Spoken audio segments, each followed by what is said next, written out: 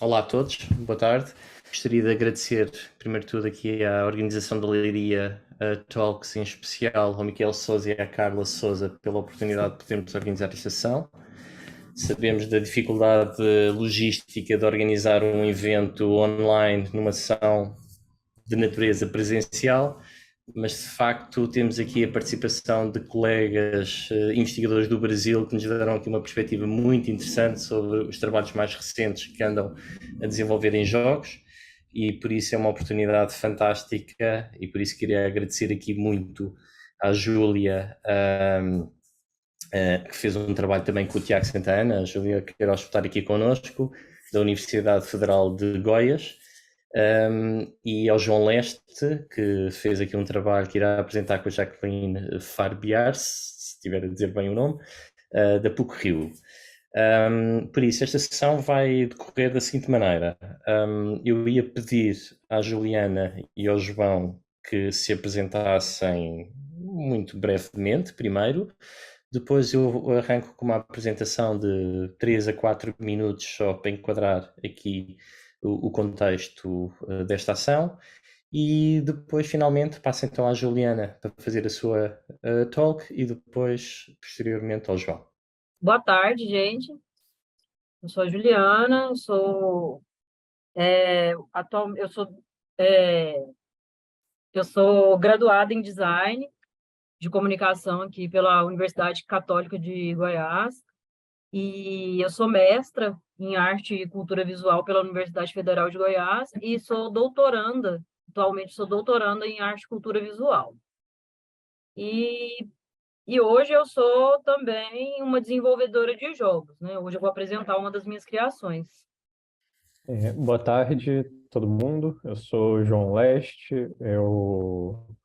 Eu tenho uma trinca, né? Eu sou graduado, mestre e agora doutorando em design na PUC, né? Entrei e não quis sair mais, né? Eu desenvolvo as minhas pesquisas sobre jogos analógicos, né? No mestrado, eu estudei a ergonomia informacional dos manuais de jogos, né? Como organizar as informações dentro do manual para proporcionar uma curva de aprendizado mais positiva para as pessoas que estão lendo ele, que querem jogar. E agora, no doutorado, eu estou investigando a acessibilidade para pessoas com deficiência visual nos jogos, né? Como adaptar os jogos para que pessoas cegas possam jogar eles de maneira independente. Muito bem, muito obrigado. Então, para darmos aqui início a esta sessão, que de manhã começou já muito animada, aqui com talks absolutamente incríveis, do qual só que os nossos colegas de Leiria que já me deram algum feedback do interesse. Agora teremos aqui uma sessão que seguramente vai ampliar ainda mais este registro tão rico da sessão de manhã. E por isso eu vou começar por apresentar só aqui o contexto desta sessão, depois passarei então aqui aos meus colegas de sessão para as suas talks.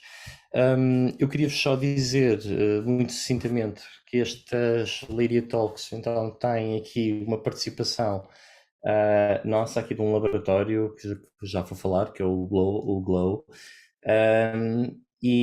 Mas esta iniciativa partiu de um projeto que teve agora o arranque, o Game-In, que é um projeto de investigação que iniciou-se em janeiro de 23 e que resultou já de um percurso relevante de investigadores da Universidade de Lusófona, do qual eu faço parte, com um conjunto de alunos de licenciatura de videojogos que têm desenvolvido jogos para áreas mais inclusivas. Tem a área de entretenimento e tem a área de jogos de ensino para matemáticas, de matemática para crianças surdas, para pessoas com deficiência intelectual, para formação ou para a literacia em jovens e adolescentes, etc. Portanto, este projeto resulta também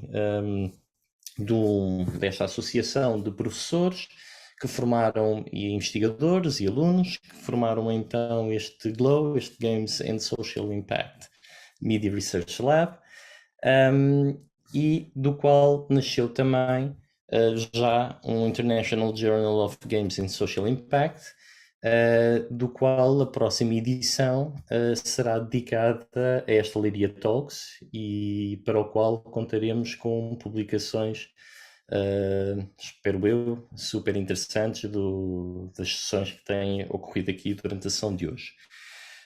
Por isso, este laboratório conta recentemente com 2 projetos de investigação em jogos inclusivos, 2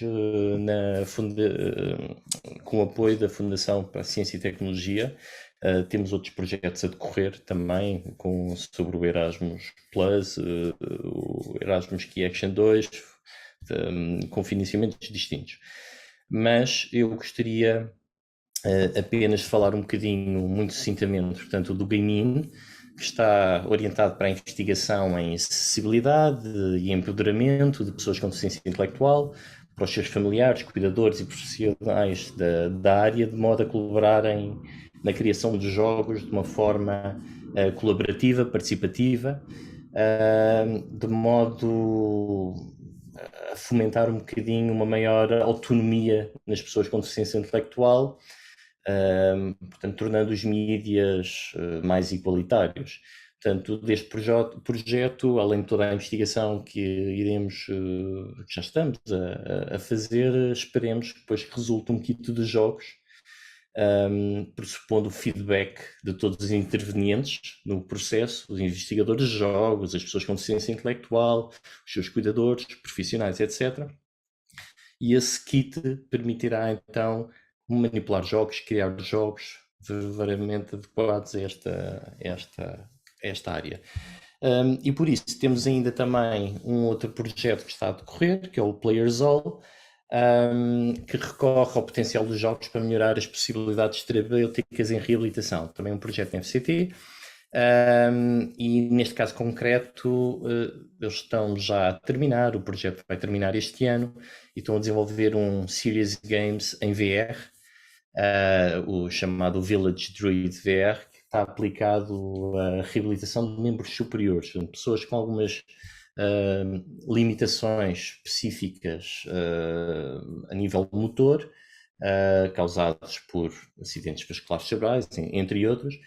E estes 2 então projetos estão-nos a dar aqui a apresentar aqui bastantes desafios e novidades em plataformas diferentes, sejam jogos de tabuleiro, sejam jogos de VR, sejam jogos digitais. E por isso, dando aqui este enquadramento, eu gostaria já de passar, vou parar de partilhar aqui o ecrã, passar aqui a palavra à nossa colega Júlia para fazer a sua talk Empoderadas, o jogo como ferramenta de pedagogias culturais feministas e antirracistas. Gente, então, vou apresentar para vocês o Empoderadas, né? O jogo como ferramenta de pedagogias culturais feministas e antirracistas. Conforme eu já falei, né? Meu nome é Juliana Queiroz, eu sou graduada em Design de Comunicação, mestre e doutoranda em Arte e Cultura Visual, e a minha pesquisa, ela gira em torno de jogos de tabuleiro educacionais.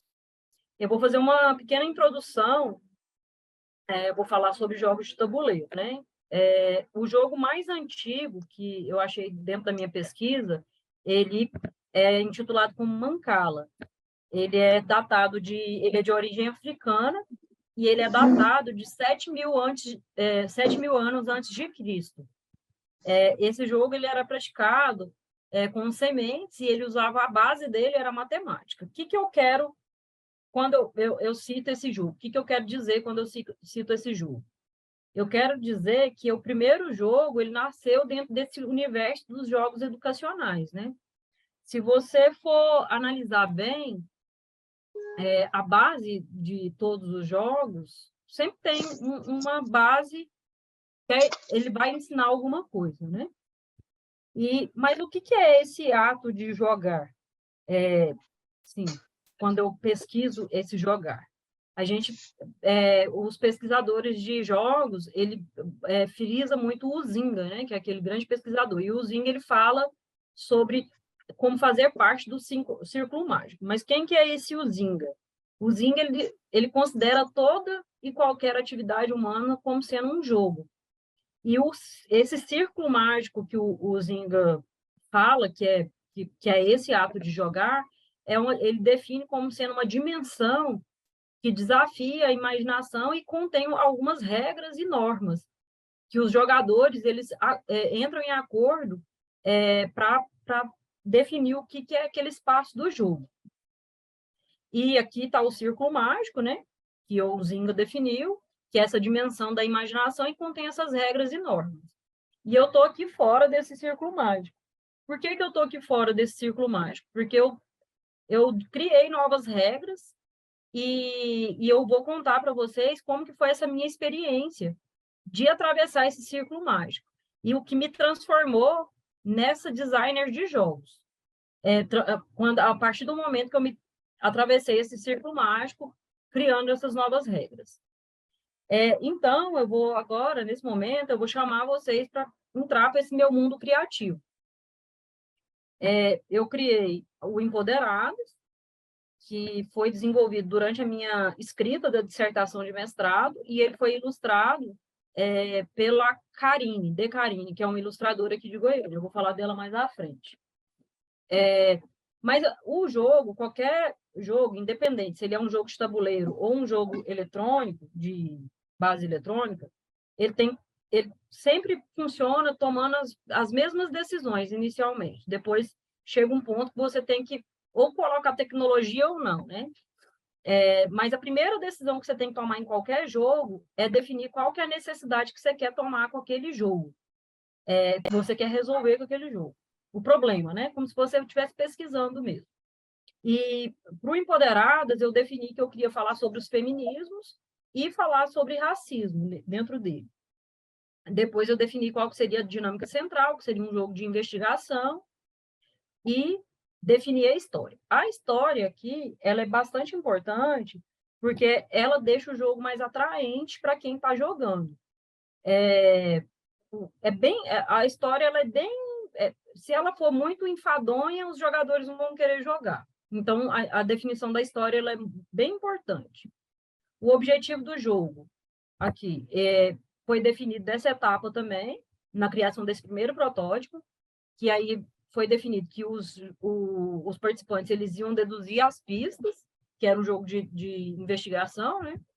E o conceito aqui é que seria um jogo de tabuleiro. Nessa etapa, foi definida a plataforma que eu iria trabalhar. Eu defini que seria um jogo de tabuleiro e não eletrônico.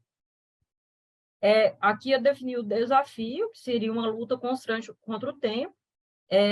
Nesse momento, eu inseri um temporizador. Por isso que foi definido que iria ter uma luta constante contra o tempo. E também foi definido que iria ter uma organização, os jogadores iriam ter que se organizar para não esgotar as cartas de pista.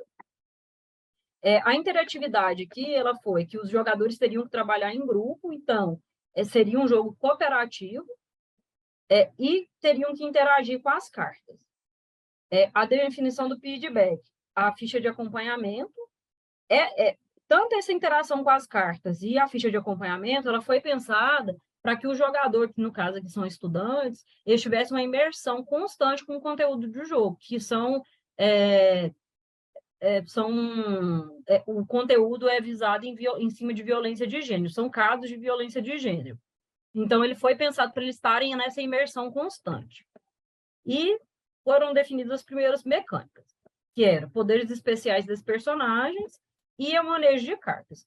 Todo esse emaranhado de definições que foram feitas, ele gerou o primeiro protótipo do jogo, que foi levado para os jogadores jogarem. Aqui, depois desse ponto, eu fui definir quem queria ilustrar o projeto.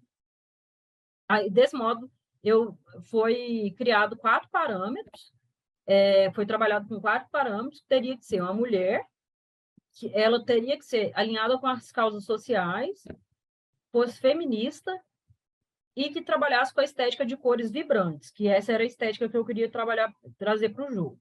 Então, eu cheguei na ilustradora aqui de Goiânia, chamada De Karine, depois de uma de uma pesquisa que eu fiz dentro de alguns ilustradores.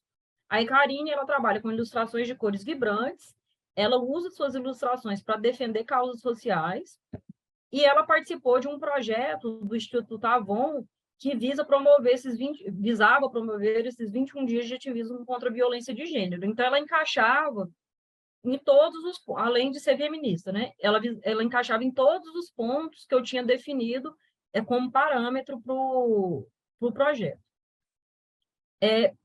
Depois que eu defini quem queria ilustrar, foi definido as personagens, as mulheres queriam ilustrar, queriam inspirar essas personagens. Também foi definido parâmetros para essas mulheres. Elas teriam que ser mulheres negras, que eu estaria falando de racismo, né? Elas vinham de diferentes momentos da história do Brasil. Então, eu tenho mulheres lá do início de 1500 até a contemporâneas, mulheres contemporâneas à minha história, né? Elas teriam que ter características profissionais distintas, então eu tenho atletas, política, ativista, médicos, enfim, bem distintas as características, e que fossem destaques na nossa história. Aqui, essas duas características, elas são porque eu queria mostrar para esses estudantes que a mulher negra ela pode estar presente em vários locais de destaque dentro da história. Porque a escolha dessas mulheres a escolha principal é que, apesar delas terem sido destaque na história, elas passaram por algum processo de apagamento, elas não são tão lembradas. Então, foi definido que seriam Aqualtune, Luísa Bairros, Helenira, Aida Santos, Almerinda, Beatriz Nascimento, Neuza, Souza, Rosana e Chinca Manicom. Aí eu peguei essas imagens de referência e passei para a Karine começar a parte de ilustração. Ela começou a produzir as ilustrações e chegou essas 9 personagens aqui ilustradas que foram para as cartas. Ela ilustrou não só as personagens, ela ilustrou os cenários também, todo o jogo. Então, ela levou nesse processo por volta de 1 ano nessas ilustrações. Enquanto isso, enquanto a Karine ilustrava, eu comecei a fazer a montagem do protótipo. Então, eu fiz essa primeira e a segunda versão aqui, das cartas de... Como não havia personagens, eu fiz só com o escrito, com os nomes, né? Eu fiz... Esse protótipo não foi jogado pelos participantes, eu joguei em modo solo, e de primeira para a segunda versão, como existia nas 3 primeiras versões um contador de level, na primeira versão, essa contagem de level ela é feita separadamente, em papel. Como eu percebi que era muito elemento, eu inseri um contador de level aqui na carta.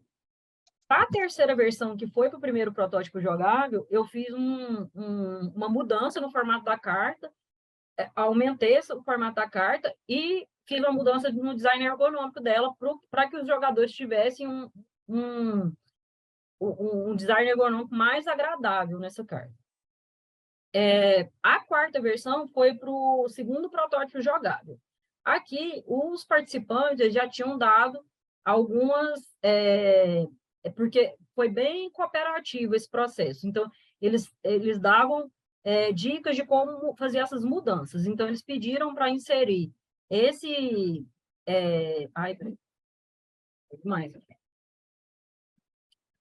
Eles pediram para inserir essa seta aqui para facilitar a visualização, e eu, observando eles jogando, inseri delimitação de tarefas, para eles se organizarem melhor na mesa. A quinta versão foi para o terceiro protótipo jogável, mas ele foi feito só na versão digital, porque foi inserido um segundo poder na personagem, então precisava testar só esse segundo poder. Aí aqui nessa versão, as ilustrações começaram a ficar prontas, eu já comecei a inserir essas ilustrações. Aqui, continuando nessa produção, a evolução de carta de pista, essa primeira versão não foi jogada por todo mundo. Nessa primeira versão aqui, a gente tinha 200 cartas, esse excessivo de cartas era porque a gente tinha carta de pistas que carregavam um bônus, e a questão dos minutos e Enfim, a gente tinha que trabalhar com muitas cartas. E essa segunda versão aqui, ela foi para o primeiro protótipo jogável. Eu enxuguei essa quantidade de cartas com a inserção de 3 dados que foram feitos exclusivos para o jogo, e também com a inserção desse QR Code, que dava acesso a um Java que foi desenvolvido exclusivo para pesquisa, para esse jogo. Ao todo foram desenvolvidos 2 programas Java para o jogo, um que é o temporizador e outro que é esse sorteador automático, que é de bônus. Então, os 2 são acessados por QR Codes. Agora, os participantes, eles davam sempre dicas, né, de que mudar, então.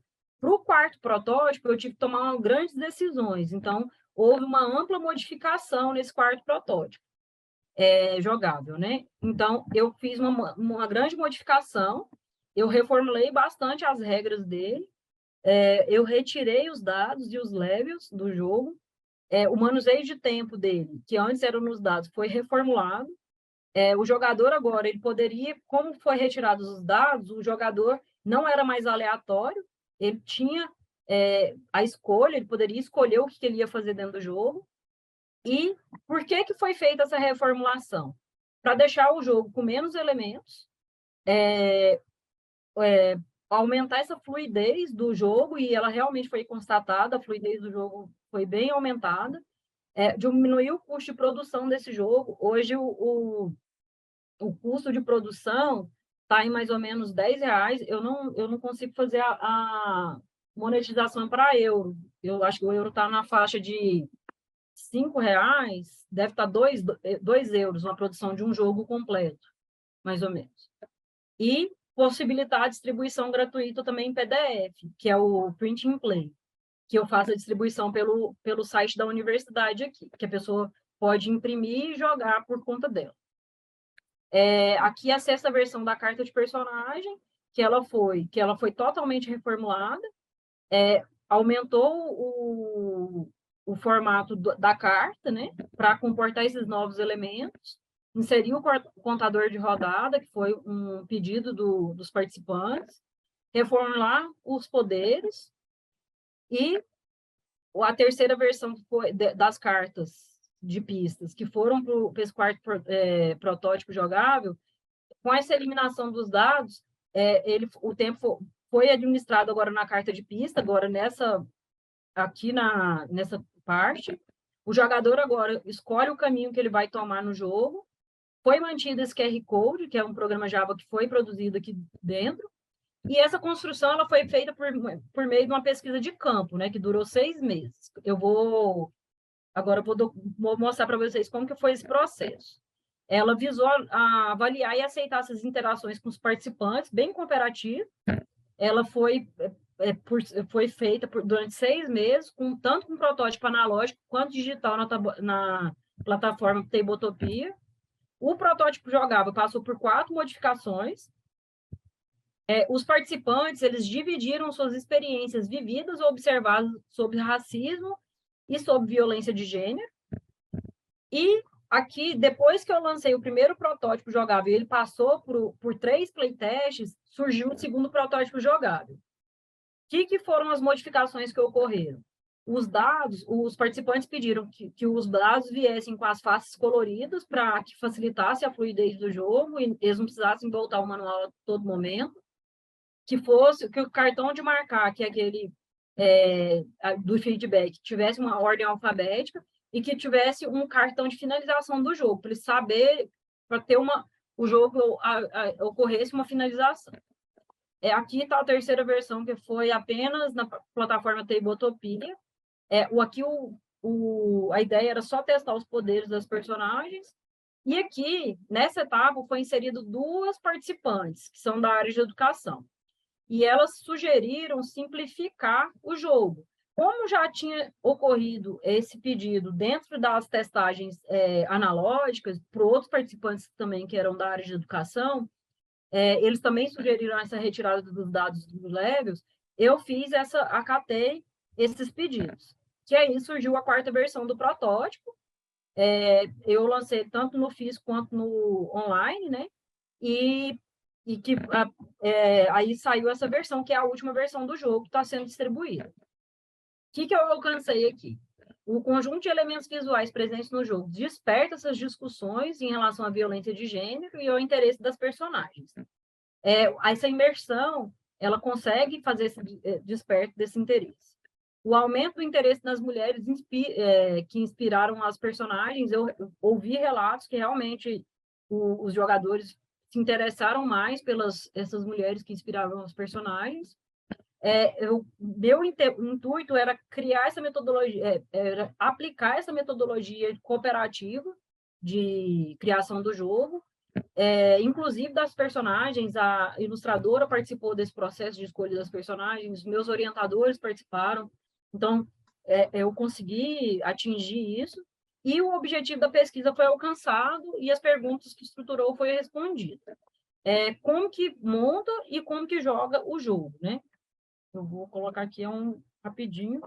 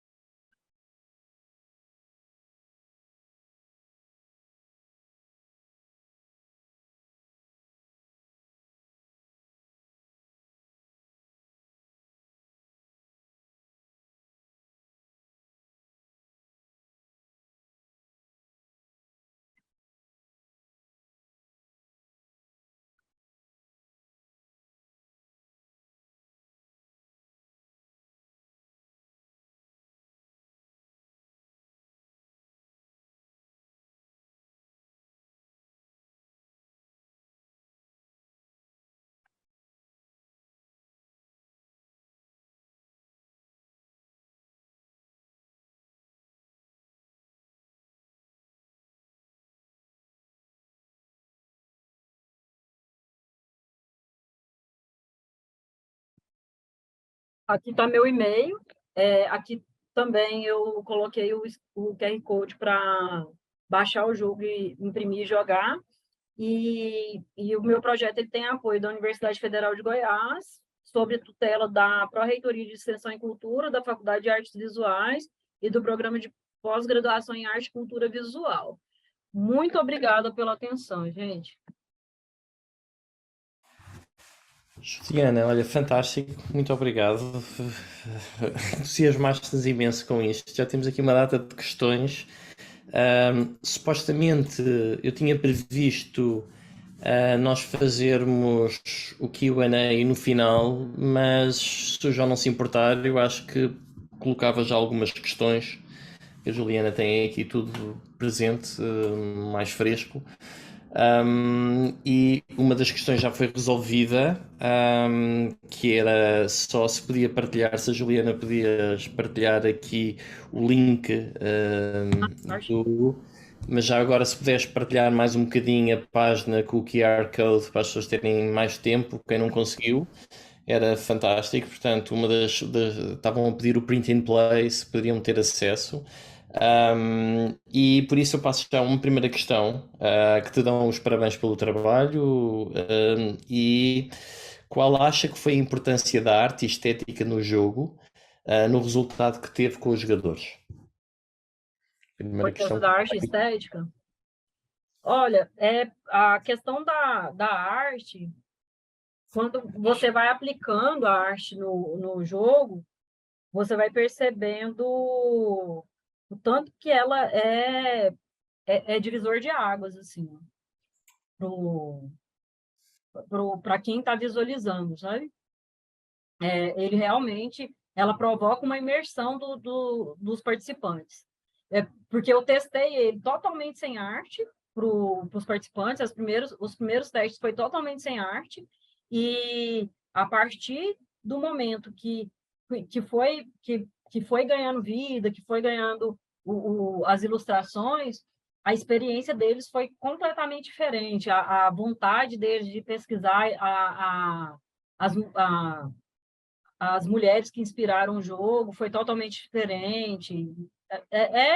Assim, o trabalho da Karine foi divisor de águas dentro do trabalho. Pois é, a empatia com a imagem, eu imagino, não fui eu que coloquei a questão, mas a empatia com a imagem das personagens, acho, são mulheres negras, não pensaste no início usaste também pessoas de outras, nativos índios que sofreram tanto desde o século XV ou antes, mas principalmente a partir do século XV, com as invasões portuguesas, de outros países também, etc. Ainda hoje, infelizmente, são uma temática. Porquê só as mulheres negras? Só por curiosidade, minha agora. No início, quando eu estava começando a separar as personagens, na verdade, era para colocar 20 personagens. Eu ia trabalhar com mulheres que tinham sido invisíveis, 15 mulheres, né? Que tinham mulheres artistas, mulheres brancas, indígenas, e até reais, assim. Só que o tempo do mestrado é muito curto. Aí eu tenho 2 orientadores. Um está aqui, que é o Thiago, eu não sei se minha outra orientadora está aqui, a Leda. Mas, enfim, aí em conversa com a minha outra orientadora, ela pediu para eu cortar, fazer um funil para mulheres negras. E, assim, até pela história do Brasil e tudo mais, né? Mas, assim, pelo peso, né? Que tem as mulheres negras. E também porque a facilidade de achar a, a, a história delas estava mais fácil para eu documentar. E as indígenas não estavam com tanta facilidade assim. Aí eu resolvi deixar e fazer uma extensão do jogo para depois, porque como ele é um jogo para aplicar em escola, a partir de 12 anos, eu poderia fazer extensões dele, assim, com mulheres artistas, com mulheres indígenas, e ter mais tempo para fazer essa pesquisa, porque também fazer uma pesquisa depois e não fazer muito bem feita, eu acho que não ia ser tão eficaz, sabe? Então, eu resolvi afunilar, fazer o funil para mulheres negras mesmo, que eu acho que ia ser mais eficaz. Muito bem. Já agora vou fazer mais uma questão que foi colocada aqui também no chat. Podes deixar de partilhar o ecrã, agora se calhar para apareceres em full screen. Se puderes deixar de partilhar o ecrã, se calhar seria bom. E como eram constituídos os grupos que partilhavam... faz stop aí à partilha do ecrã, se faz favor, para nós te vermos em grande. Quando falas, obrigado. E por isso a questão que eu estava a colocar é como eram constituídos os grupos que participavam nos testes aos protótipos. Havia também aqui alguma preocupação de diversidade? Sentiram diferentes reações por jogadores com diferentes características? O grupo foi um grupo de 10 pessoas, variadas. Eu trabalhei com homens e mulheres, todos acima de 18 anos. Aqui o comitê de ética, eu achei, nessa etapa do mestrado, eu dividi que eu queria trabalhar inicialmente nessa parte do mestrado com adultos, depois, no doutorado, eu vou trabalhar com a parte de crianças, né, com crianças e adolescentes. Até para fazer o teste, para ver se está funcionando com adultos, depois para aplicar para as crianças. E desses 10, 8 eram ligados à área de educação. Então, assim, a maioria ou professores ou ou professores universitários ou professores da área da educação básica.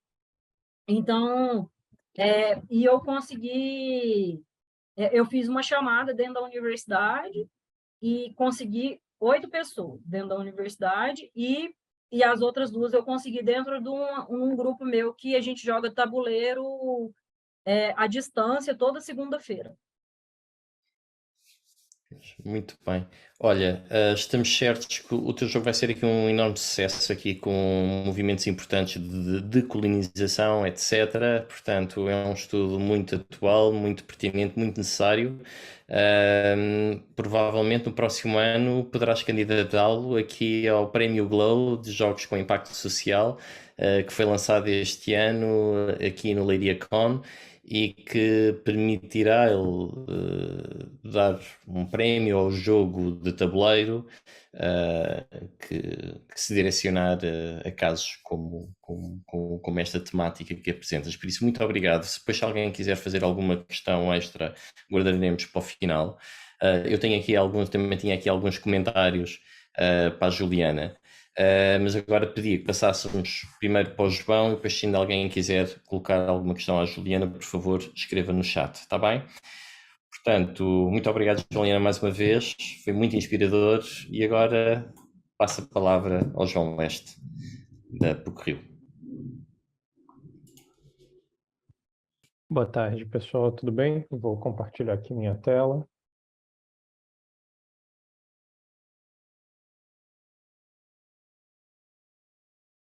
Só um segundinho, que eu estou tentando mexer aqui na...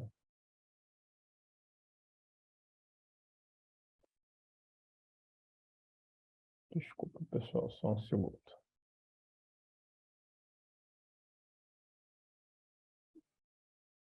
E a janelinha do Zoom está exatamente em cima da parte mais importante do slide para mim, para eu não me perder. Então, boa tarde. Vou apresentar o meu trabalho, que é Desafios e Perspectivas Atuais da Acessibilidade para as Pessoas com Deficiência Visual em Jogos Analógicos. Né? Mas, primeiro, eu queria fazer algumas introduções. Primeiro é de um glossário de termos importantes. Né? Primeiro é pessoa com deficiência, que é o termo mais atualizado para designar pessoas com algum tipo de deficiência, independente de qual seja. Acessibilidade, que é a condição que garante que todas as pessoas tenham acesso a objetos e serviços, independente das suas características e das suas particularidades. Nível de suporte, que foi um termo inicialmente usado para tratar de pessoas autistas, mas que ele tem o objetivo de indicar que é dever da sociedade proporcionar um nível de suporte adequado conforme as características de cada pessoa. Acessibilidade atitudinal, que são as atitudes tomadas pelas pessoas para promover a acessibilidade, e a substituição sensorial, que é uma técnica de modificar processos ou objetos para que se apoiem em diferentes sentidos, também com o objetivo de promover a acessibilidade. Né? Sobre o contexto desse trabalho, né, ele faz parte da minha pesquisa de doutorado em design, que é intitulada Jogos e Inclusão, o design em parceria como caminho em direção à acessibilidade para as pessoas com deficiência visual. Eu acabei de ter o meu exame de qualificação no começo do ano, então é uma pesquisa que ainda está em andamento e o meu campo ainda vai ser realizado nos próximos 2 anos. E, por fim, eu queria contextualizar um pouco do motivo para eu ter escolhido esse tema. Historicamente, os corpos das pessoas com deficiência foram percebidos sempre como não humanos, sub-humanos, aberrantes ou outros adjetivos negativos. Em Esparta e Atenas, onde a gente entende, onde muitas pessoas entendem que é o berço da nossa civilização ocidental moderna, era muito comum que as pessoas com deficiência fossem descartadas em prol de um suposto equilíbrio demográfico. E no artigo Beasts of Burden, da autora Sunara Taylor, ela descreve o processo de desumanização pelo qual ela passou durante a infância, pela deficiência física que ela tem. Ela, como esse processo de desumanização também se estende para a área da saúde. Se a gente considerar vários termos técnicos da área da saúde, como Síndrome da mão de caranguejo ou focomelia, que comparam os corpos das pessoas com deficiência e variações congênitas com animais. Inclusive, a área da medicina que se dedica a estudar as pessoas com deficiência e com diversidades congênitas se chama teratologia, que vem do grego e significa o estudo de monstros. Dito tudo isso, vamos passar para os benefícios do jogar. Atualmente, a gente tem uma grande quantidade de estudos, produções acadêmicas e de grandes editoras de jogos que falam dos benefícios educativos, sociais, psicológicos e comportamentais dos jogos.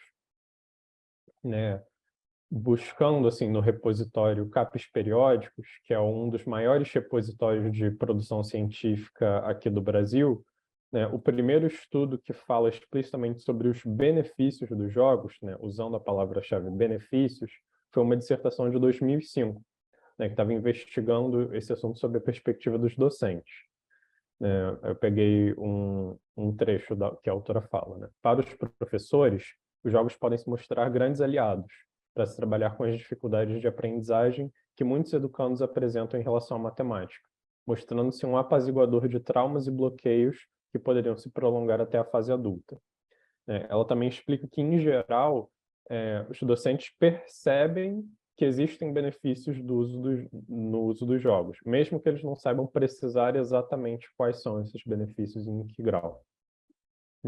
Documentos mais modernos, como esse BNCC e Jogos de Mesa, que foi publicado pela Devir, apresentam quais jogos apoiam o desenvolvimento das habilidades descritas na Base Nacional Comum Curricular, que é um documento que define quais habilidades têm que ser desenvolvidas pela escola em cada ano de colégio e em cada disciplina. Ela apresenta, por exemplo, a negociação como uma das habilidades pertinentes ao ensino da língua portuguesa no 8º e 9º anos do ensino fundamental. E aí o documento da Devir apresenta a definição da negociação de acordo com a BNCC, uma releitura do que significa a negociação no contexto dos jogos, então os jogos da Devir que desenvolvem essa habilidade. Entre vários outros documentos da Devir e de outras editoras que também apresentam benefícios similares. Esses benefícios eles também estão muito orientados com vários documentos internacionais. Um dos grandes exemplos é a Convenção dos Direitos da Criança, que defende que toda criança tem direito a atividades culturais, artísticas, recreativas e de lazer em condição de igualdade. A gente também tem os Objetivos de Desenvolvimento Sustentável, especificamente o ODS 4, que visa oferecer educação de qualidade de maneira indiscriminada para todas as pessoas. Mas o próprio ODS 4.5 aponta que a gente ainda tem muitos obstáculos para, de fato, conseguir garantir o acesso à educação de qualidade para grupos vulneráveis. Então, eu vou falar um pouco desses desafios e, nessa apresentação, eu vou estar sempre com um grande foco nas pessoas com deficiência, em especial as pessoas com deficiência visual.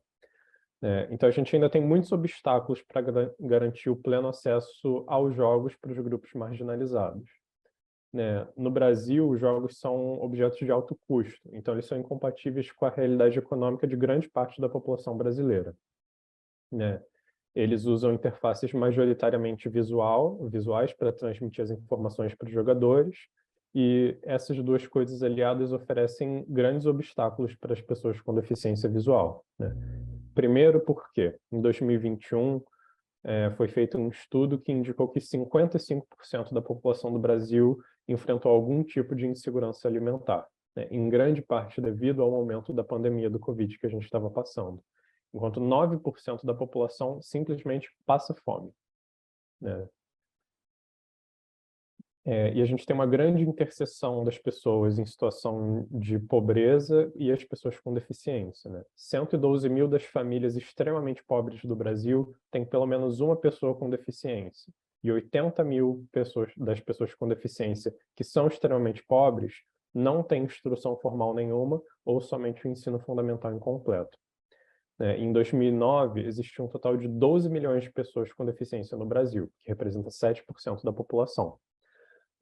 Mas delas, 4,3 milhões estão inscritas no Cadastro Único, que representa 34% do total das pessoas com deficiência. E o Cadastro Único é um programa de assistência social do governo federal, né? E, paralelamente, menos de 1% do trabalho formal no país é realizado pelas pessoas com deficiência, né? Enquanto elas representam 7% da população, elas só representam 1% do trabalho formal no Brasil e 1/3 das pessoas com deficiência está explicitamente em situações de extrema vulnerabilidade social.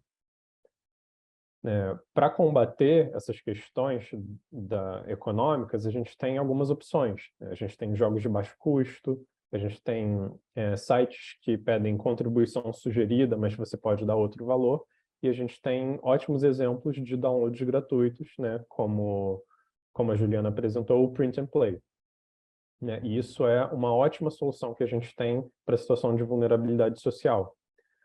A gente também tem eventos periódicos e gratuitos, que são uma ótima opção, né, apesar deles geralmente acontecerem só nas grandes metrópoles. E a gente também, hoje em dia, tem luderias, onde as pessoas podem jogar vários jogos e só pagarem o que elas estão consumindo lá no momento, né, alimentos e bebidas, né? Mas a gente, que mesmo assim, essas adaptações não necessariamente contemplam as pessoas com deficiência visual.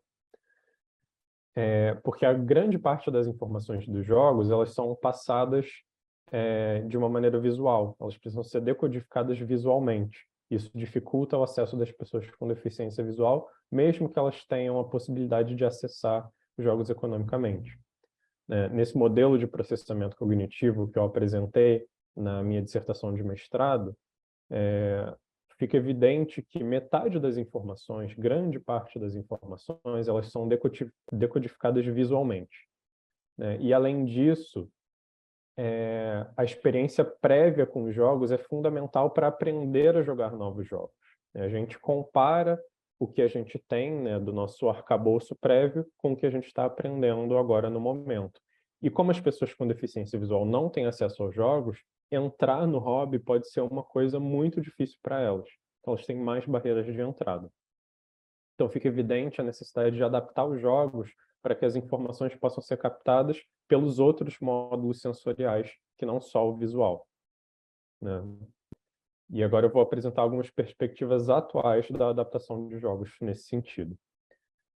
As adaptações, elas se baseiam no que a gente pode chamar de substituição sensorial, que é a gente alterar as características do objeto ou do serviço para que elas se baseiem em outros sentidos.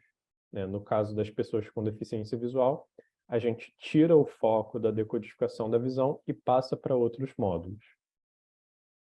Para aplicar essa técnica, a gente precisa identificar todas as atividades que vão ser realizadas no jogo. E eu gosto de dividir essas atividades no momento de apreensão das regras, que é a leitura do manual, e a aplicação das regras, que é o jogo de fato. Para aprender as informações do jogo, a gente precisa que as pessoas com deficiência visual consigam acessar o texto do jogo. Uma opção poderia ser sobrepor braille em cima das versões impressas do texto ou utilizar softwares de leitura de tela nas versões digitais do manual, que sempre são divulgados, né, pelas editoras dos jogos. E para aprender as informações dos jogos por imagens, a gente pode usar essas duas alternativas tecnológicas, mas aí é necessário que sejam criadas descrições das imagens.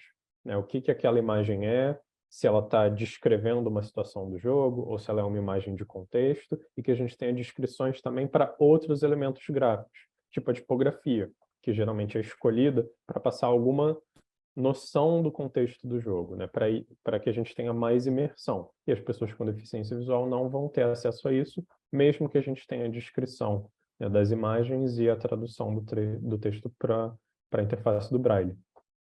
E é importante levar em consideração que a disposição dos elementos gráficos é igualmente importante. Por exemplo, esse manual do jogo Bunny Kingdom, ele tem um fluxo de leitura que é muito complexo. E ele pode não ser compatível com softwares de leitura de tela. É diferente do manual do jogo Number 9, que ele tem o fluxo que parte do canto superior esquerdo para o canto inferior direito, que é o fluxo de leitura tradicional, e os softwares de leitura de tela estão mais acostumados. né? E agora, para a aplicação das informações do manual, né, o momento do jogo, é necessário que as pessoas consigam diferenciar as peças do jogo. Então, além das cores, a gente precisa pensar em características táteis, né, texturas, relevos, peso, densidade e tudo mais. Também é importante que elas consigam identificar os elementos do tabuleiro, e a gente precisa pensar nessas mesmas adaptações. E, por fim, se elas precisarem posicionar as peças em um determinado lugar, a gente precisa que tenha algum tipo de indicação de onde elas precisam posicionar, e para dificultar que as peças sejam derrubadas, a gente precisa usar encaixes mecânicos. A gente já tem alguns jogos que empregam algumas adaptações.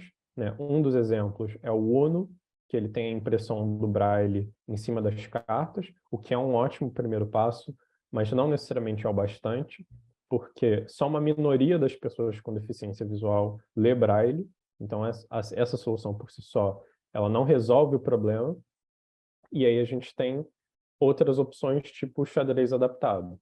As peças brancas do xadrez, elas têm 2 pininhos na lateral, então você consegue sentir se é uma peça branca ou uma peça preta, e tem um desnível entre as casas do jogo.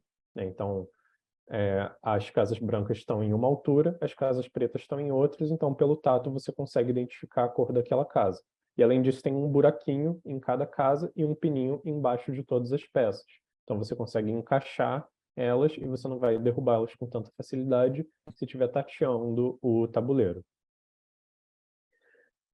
Mas a gente tem que considerar que tem muitos outros desafios na hora de adaptar. Hoje em dia a gente tem jogos que são muito mais complexos que o xadrez. Tem peças de vários tipos, casas de vários tipos, componentes de vários tipos, muitas cartas, muitas coisas que precisam ser adaptadas. Então, jogos de complexidades diferentes vão oferecer dificuldades diferentes. E existe uma questão financeira também, porque muitas das adaptações que precisam ser pensadas vão incorrer em um gasto maior na hora da produção. Então é difícil que pessoas que tenham produção independente consigam realizar grande parte das adaptações que precisam ser feitas. E outra problemática que acontece é que muitas das adaptações que são feitas são publicadas, por exemplo, em fóruns, sem que seja feita a participação de pessoas com deficiência na condução desse processo. Um site onde tem vários desses fóruns é o Board Game Geek.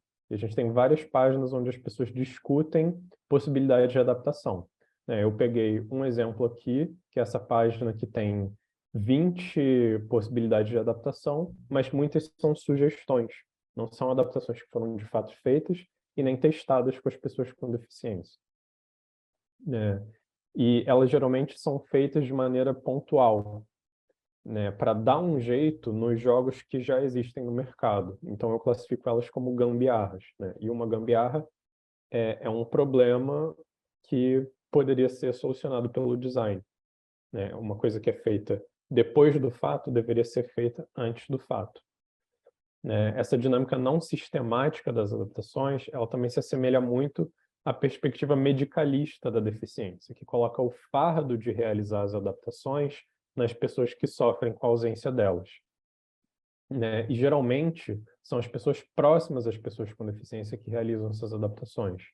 Parentes, docentes, pessoas que estão vivendo em volta da pessoa com deficiência.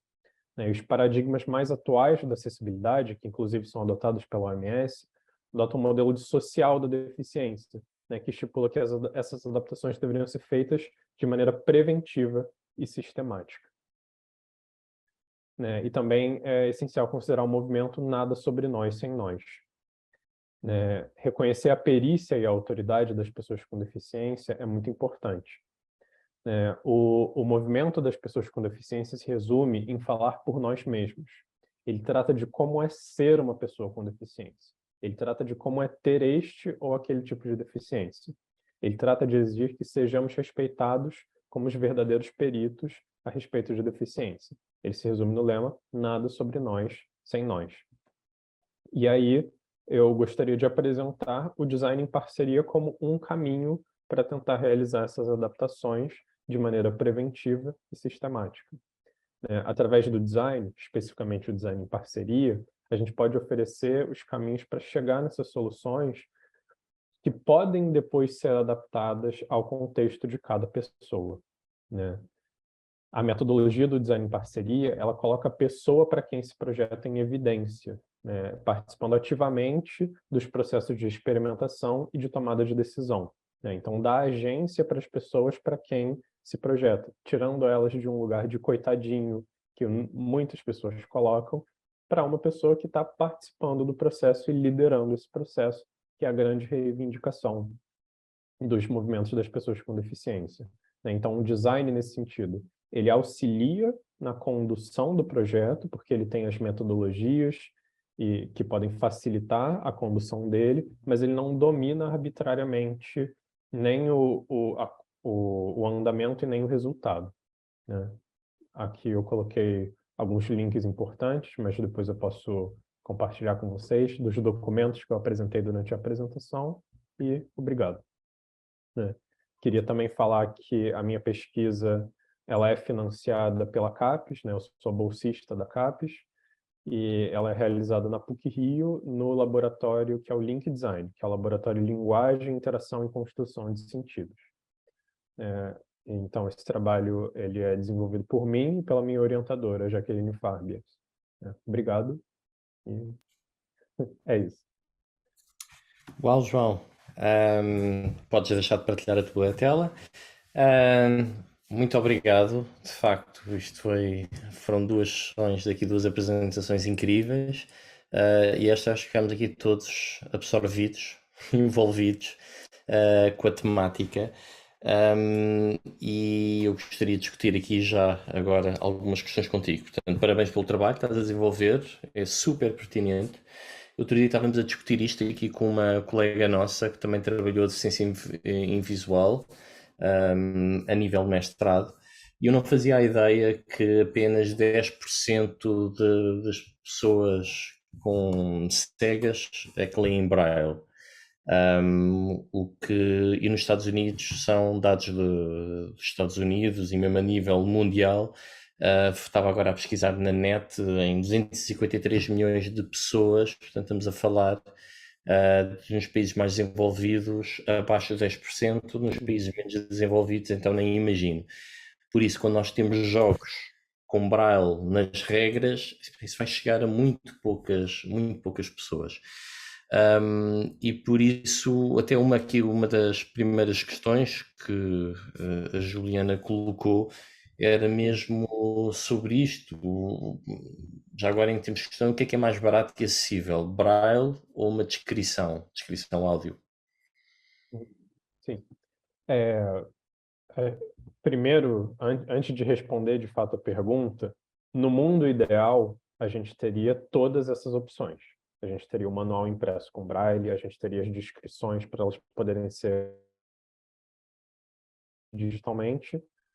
E acho que travou, voltou? Travou aqui para mim. Está-se a perceber. E aí cada pessoa com deficiência escolheria o que funciona melhor para ela. Então talvez tenham pessoas que leem Braille e que vão preferir usar o manual físico. Talvez elas, sei lá, não tenham um celular, então, ou um computador, então elas não vão conseguir usar o software de leitura de tela para acessar o arquivo digital. Talvez tenham pessoas que nunca foram educadas, né, na infância para ler o Braille e tenham um uso cotidiano ótimo do celular. Então, para elas, a versão digital seria mais do que o suficiente. Então, o ideal é que a gente tenha as opções e cada pessoa possa escolher.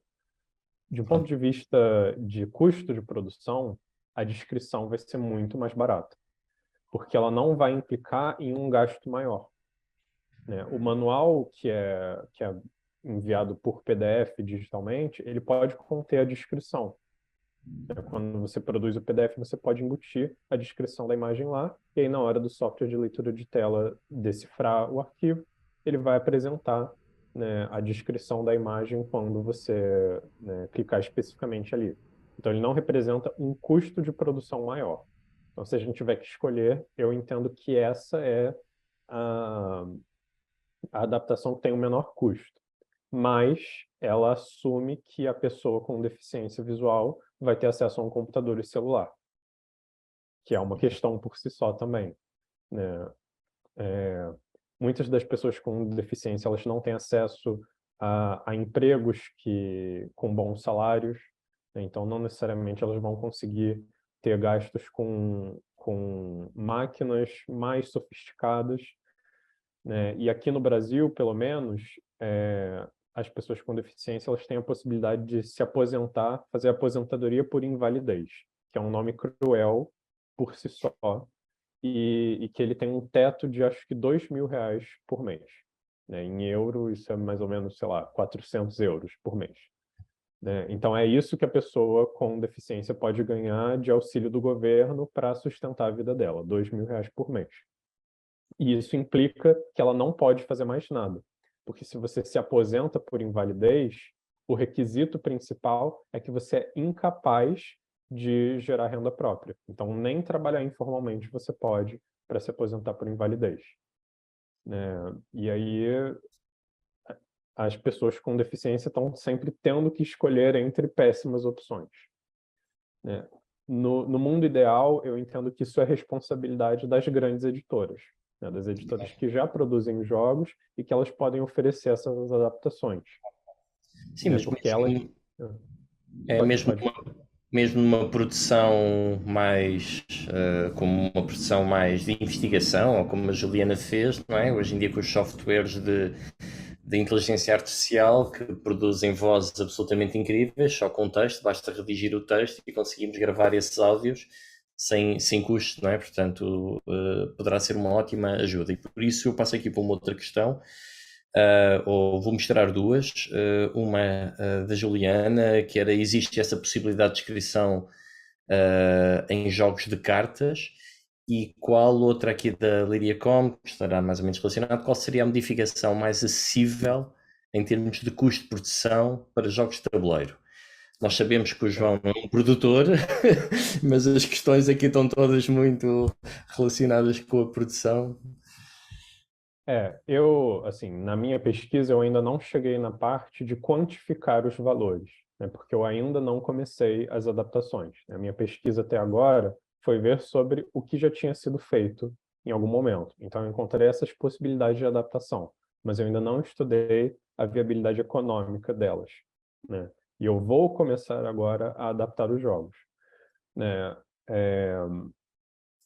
Os jogos adaptados que eu encontro, né, eles geralmente são feitos em madeira, né? Tem um jogo da velha adaptado, por exemplo, que o tabuleiro é de madeira, ele tem os 9 buraquinhos, e aí você tem as peças de madeira, né, que são quadrados, com o desenho do X, o desenho do círculo, você pode identificar tatilmente, né? Então, essa é uma forma de adaptar. Pegar um jogo abstrato, que seria o jogo da velha, né? Você desenha lá as 4 linhas e cada pessoa desenha o seu X ou o seu círculo, e você transformar isso em componentes físicos. Os jogos de carta, eles são um pouco mais difíceis de adaptar, porque você teria que ter uma descrição separada para cada uma das cartas, todas essas cartas teriam que estar inclusas no manual, ou você ter um anexo com cada carta e a descrição dela e o que está incluído nela, e mesmo assim você teria que ter alguma forma de identificar essa carta no momento de jogo. Então, sei lá, eu tenho um jogo de carta que tem as cartas 1, 2, 3, 4, 5, 6, 7, 8, 9, 10. Eu tenho a descrição de cada uma. Na hora de jogar, como a pessoa vai saber se ela está segurando a carta 1, 2, 3, 4 ou 10? Uma opção seria o Braille, mas nem todo mundo lê Braille. Então, isso é o tipo de coisa que eu estou pensando agora. O que a gente poderia fazer? Vai ter alguma indicação iconográfica? Ou eu vou assumir que número é uma coisa fácil bastante, que as pessoas conseguiriam aprender naturalmente? Ou vou enviar um kitzinho ensinando, tipo, ó, isso aqui significa 1, isso aqui significa 2. Essas são as possibilidades que eu vou investigar agora, então eu ainda não tenho essa resposta. Bem, eu queria colocar aqui mais uma questão que foi posta aí do lado da Liriacom também, indicando hoje de manhã, numa keynote sobre acessibilidade, falou-se muito nas diferentes necessidades de suporte das pessoas com algum nível de deficiência visual para as das pessoas completamente cegas. O João verificou alguma diferença na sua pesquisa? Sim, essas diferenças elas não foram quantificadas exatamente. Assim, eu não tracei, uma pessoa com esse tipo de deficiência e com essa intensidade vai precisar da adaptação X e esse outro tipo vai precisar da adaptação Y. Mas eu posso confirmar que isso é verdade, né? Pessoas com tipos e intensidades diferentes de deficiências, elas vão precisar de adaptações diferentes. Inclusive, às vezes, uma adaptação pode ser ótima para uma pessoa com cegueira total, pode ser, inclusive, atrapalhar pessoas com baixa visão, por exemplo. Porque muitas pessoas com baixa visão, apesar delas não terem a visão 100% funcional, elas ainda vão se apoiar na visão para decodificar as informações. Então, talvez ela vai buscar outras informações visuais e não tentar buscar informações táteis. Então, a adaptação que funciona para uma pessoa com cegueira total não necessariamente vai atender todas as pessoas com deficiência visual. Muito bem. Um, eu já agora também queria fazer aqui, a Juliana sugere aqui a questão, está aqui a questão dos QR codes nas cartas, gostaria de alguém de ajuda para escanear, portanto é aqui todo um mundo muito interessante e claro, nos países mais desenvolvidos que têm acesso àqueles Fab Labs com impressão 3D, assim como nós temos o Print and Play, poderíamos ter jogos pensados de uma forma com diferentes upgrades. Eu estava a ver os jogos de xadrez em que encaixa a peça. Ora, quando encaixa a peça, ele pode soltar um som, se tiver lá um sensor relativamente simples, e se for impresso em 3D ou qualquer coisa do género, ou mesmo em madeira, que tenha um sensor que diz H2D8, qualquer coisa do género. Enfim, é todo mundo. Eu não sei se alguém quer fazer aqui, a Juliana ou o João, fazer algum comentário, a sessão já está longa. Eu queria só, pelo menos, indicar que, pelo menos, estas duas sessões, para mim, foram um hino ao valor educativo e inclusivo dos jogos, e de mesa em especial aqui. E, por outro lado, é triste ver como ainda precisamos trabalhar tanto esta questão da alteridade, de como é que nós vemos o outro, e a importância dos jogos que estão a ter, e parabéns pelas vossas investigações e o agradecimento especial a alguém que anda a investigar sobre o outro, o trabalho que é tão importante, de maneira como nós vemos o outro, para percebermos que nós não somos assim tão diferentes. Somos, se calhar, às vezes uns afortunados de ter muito menos barreiras e eles é que são os super campeões. Estão todas as pessoas aqui a agradecer. João, eu acho que ainda queres dizer qualquer coisa, desculpa. Sim, não, é porque a Juliana botou um comentário interessante aqui, né, que deram a ideia de colocar um QR Code nos materiais impressos com a descrição. Eu nunca testei isso, eu não testei isso ainda, mas eu interpreto que isso poderia ser uma boa adaptação, porque a pessoa tem a carta em mão, se ela tem um celular, né, ela vai conseguir acessar o aplicativo da câmera com tranquilidade, e hoje em dia os aplicativos de câmera, lendo o QR Code, eles já abrem, né, a página na internet ou que seja com a descrição. Eu entendo que isso proporciona autonomia para as pessoas com deficiência visual, mas como um bom designer, o que eu tenho que te dizer é só testando que a gente vai ter essa confirmação, né? Mas me parece uma boa alternativa. Muito bem. Olha, eu vou dar por encerrada então esta sessão. Queria mais uma vez, não é demais, agradecer aqui à Leiria Com, à Carla, ao Micael Souza por organizarem este evento, que deve ter sido riquíssimo de manhã, porque agora não ficou seguramente atrás com estas duas fantásticas apresentações do João e da Juliana. Muito Não obrigado. ficou de todo. Muito obrigada ao João, à Juliana, a todas as pessoas que estão presentes, e espero também que todas as pessoas que não puderam ver possam ver tanto as apresentações do João e da Juliana online, quanto o João e a Juliana depois possam ver aqui as nossas apresentações da manhã, que também foram fantásticas, online, e vamos nos mantendo em contacto porque queremos ter os vossos trabalhos também na nossa revista, e queremos ter mais informações das vossas pesquisas. Acho que toda a gente aqui, acho que posso falar por quase todas as pessoas, se não todas mesmo. Muitíssimo obrigada, muito obrigada. Eu que agradeço pela oportunidade de estar aqui, pelo convite, pela organização incrível do evento. Obrigado a todo mundo que assistiu e quem vai assistir depois também. Muito obrigado. Eu agradeço Olha, muito pela tudo bom. participação, pelo convite. E sua pesquisa é maravilhosa, viu, João? Estou surpreendida e vou Obrigado. procurar saber mais.